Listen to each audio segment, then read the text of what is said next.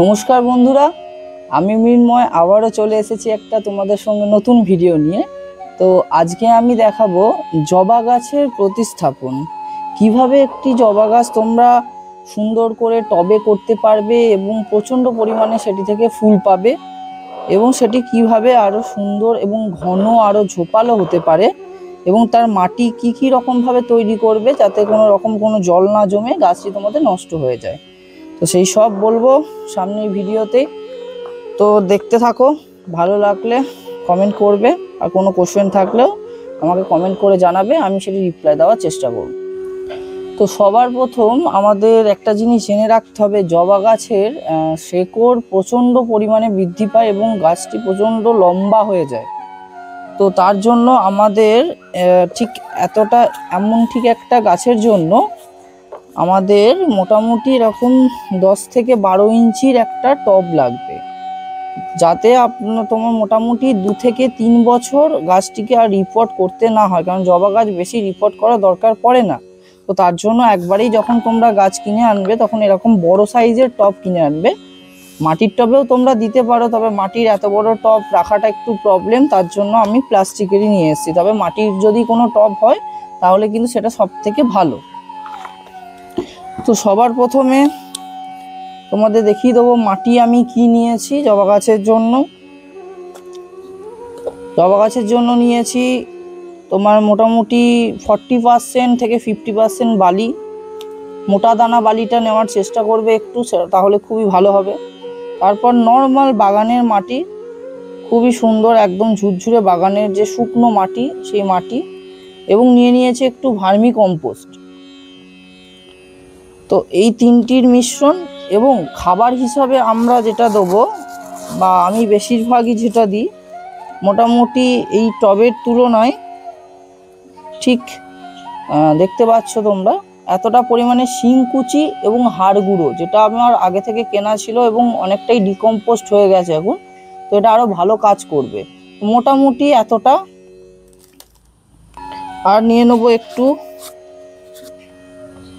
সামান্য পরিমাণে antifungus powder, যেটা সাফ, যেটা আগেও আমি দেখিয়েছি অনেক আমার ভিডিওতে, যেটা আমি খুব বেশি ইউজ করি এটা। তো দিয়ে দেবো এটা। মাটি আমি খুব সুন্দরভাবে তৈরি করে নিয়েছি, এই দেখতেই পাচ্ছ মাটি খুব সুন্দরভাবে তৈরি করে নিয়েছি। মাটিতে বালির পরিমাণটা একটু সবসময় তোমাদের বেশিই দিতে হবে, কারণ যত বালির পরিমাণ আমরা বেশি দিতে পারবো, মাটি এইভাবে সুন্দর আর তোমার এত সুন্দর হবে যে জলটা দাঁড়াবে না। তোমরা যতই জল দেবে জল বেরিয়ে যাবে, কারণ যদি গাছের গোড়ায় জল জমে জানবে তোমার গাছ কিন্তু একেবারেই নষ্ট হয়ে যাবে, সেই গাছটা একেবারে গোড়া পচে যাবে এবং পুরোপুরি নষ্ট হয়ে যাবে। সে তোমরা যাই করো না করো, মানে যত জলই দাও না কেন। অনেকে ভুল করে যে ভাবে যে গাছ আমার মরে যাচ্ছে আরও বেশি বেশি জল দিই, কিন্তু সেটা না। গাছকে অযত্ন করবে গাছ তত বেশি ভালো থাকবে, কারণ গাছ চায় না যে আমাদেরকে বেশি বেশি করে তোমরা খেয়াল রাখো, বেশি বেশি করে যত্ন করো, সব সময় দেখো পোকামাকড় লাগছে কেটে পাতা কেটে দিচ্ছ, বা বেশি বেশি করে জল দিচ্ছ। এই জিনিসগুলো কিন্তু কোনো গাছই পছন্দ করে না। তো সেই হিসাবেই আমাদের মাটি তৈরি করতে হবে। তো দেখতে পাচ্ছ আমি সুন্দরভাবে মাটি তৈরি করে নিয়েছি, আর আমার মাটি এই দেখো একদম হাতে কিন্তু তোমার গিঁট বাঁধবে না, এত সুন্দর মাটি, পুরো ঝুরঝুরে মাটি। এই ধরনের মাটি তোমরা তৈরি করবে। আচ্ছা, আর যেটা প্রথমেই বললাম 10 ইঞ্চি এই ধরনের একটা টব নিয়ে নিতে হবে, 10 কি 12 ইঞ্চি আমি নিয়ে নিয়েছি প্লাস্টিক টব। তো দেখতেই পাচ্ছ তোমরা খুব সুন্দর টবটা। তো এই টবের মধ্যে আমরা মাটিটাকে ভরবো। তার আগে এই যে আমাদের এই যে গাছটা তোমরা দেখতে পাচ্ছ, এই গাছটা তোমার এটা হচ্ছে চাইনিজ হিবিস্কাস, মানে এক ধরনের খুব সুন্দর চাইনিজ জবা গাছ।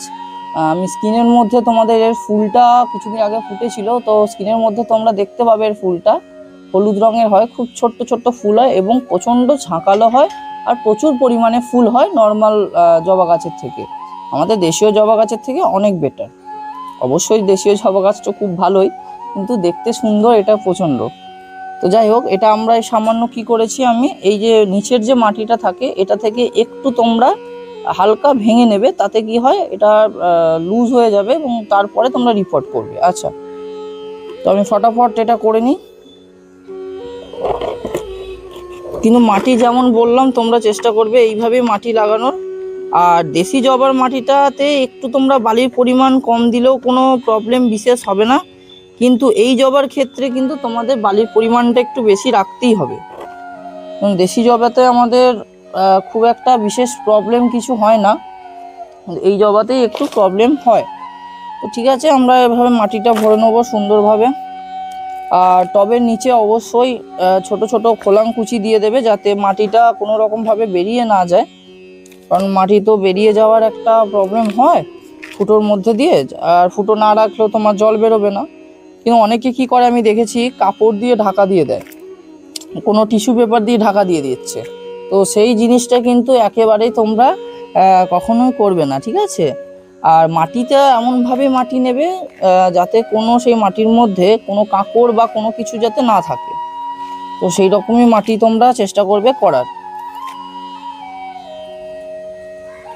আচ্ছা, মাটি আমি মোটামুটি হাফ ভর্তি করে নিয়েছি, তোমাদের দেখাবো। এই যে মোটামুটি দেখতে পাচ্ছ হয়তো হাফ সুন্দরভাবে ভরে নিয়েছি। হাফ ভরে নেওয়ার পর এই গাছটিকে সুন্দরভাবে মিডিলে প্রেস করতে হবে, একদম মিডিলে করলে এটি দেখতে কিন্তু খুব সুন্দর লাগবে। ঠিক আছে, গাছটা একটু ঝুঁকে আছে, মানে যেদিকে রোদ পেয়েছে সেই দিকে চলে গেছে, অ্যাকচুয়ালি সেরকম টাইপের একটা ব্যাপার ঘটেছে এটার সাথে। তো মোটামুটি একটা আন্দাজ করে মিডিলে করে নিতে হবে। ঠিক আছে, মিডিলে করার পর এবার আমরা সুন্দরভাবে চারপাশ থেকে মাটি দিয়ে ভরে দেব।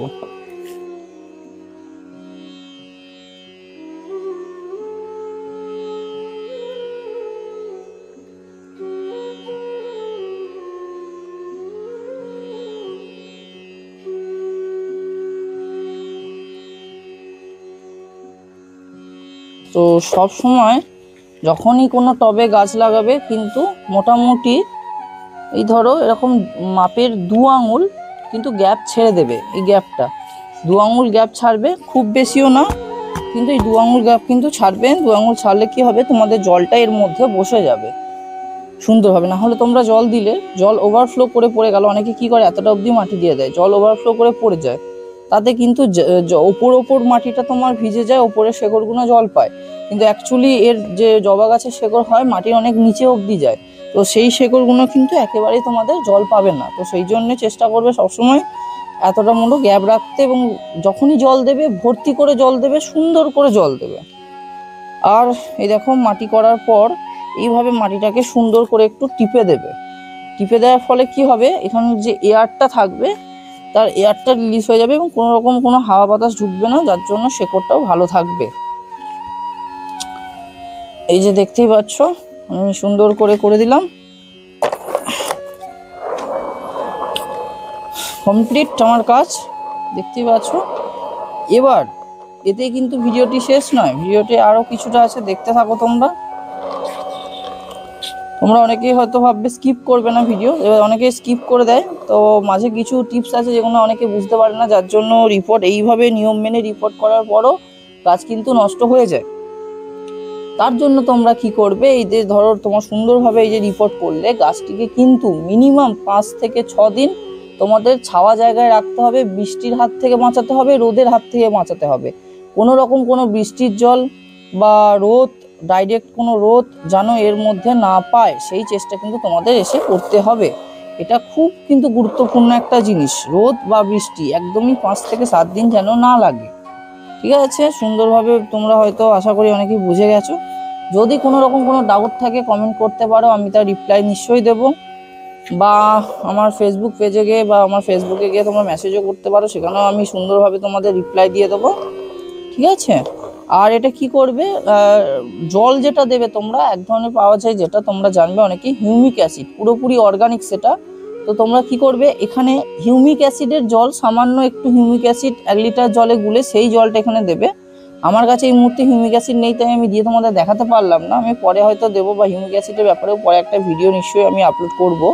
তো হিউমিক অ্যাসিড দিলে কি হবে, এই যে গাছটাকে আমি তুলে বসালাম, যে গাছটা একটা শক খায় যে কোনো গাছ, তো হিউমিক অ্যাসিডটা এতটা একটা ভালো জিনিস আমাদের গাছেদের জন্য, মাটি থেকে খাবার সংগ্রহ করতে গাছকে মানে সাহায্য করবে। প্লাস এই যে শক, যেটা আমরা রিপোর্টিং শক বলা হয়, সেই শকটা কিন্তু গাছ পাবে না। তার ফলে তোমাদের গাছ খুব সুন্দরভাবে গ্রো করবে। তো ভিডিওটি ভালো লাগলে অবশ্যই চ্যানেলটিকে সাবস্ক্রাইব করে বেল আইকনটিকে প্রেস করে দেবেন। আগামী দিনে আরও এই ধরনের কিছু খুব ভালো ভালো ইনফরমেটিভ ভিডিও আমি তোমাদের সঙ্গে নিয়ে আসবো তোমাদের সাথে, এবং আশা করি তোমাদের এই ভিডিওগুলো দেখার পর তোমাদের হয়তো কোনো গাছ মরবে না। নার্সারি থেকে কিনে কিনে আনো, আর অনেক গাছই সবার মরে যায়, অনেকেরই মরে যায়।